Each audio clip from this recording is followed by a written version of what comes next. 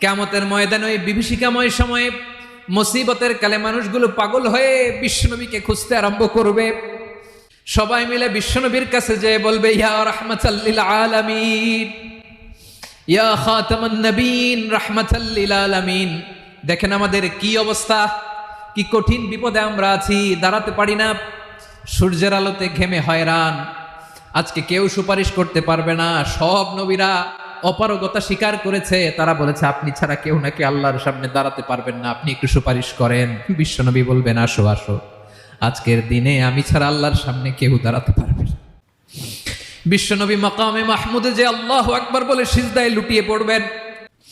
আল্লাহ রাব্বুল আলামিন বিশ্বনবীকে এমন কিছু চমৎকার শব্দ শিখাবেন, ওই শব্দগুলো দিয়ে আল্লাহর প্রশংসা করে বিশ্বনবী কাঁদতে আরম্ভ করবেন।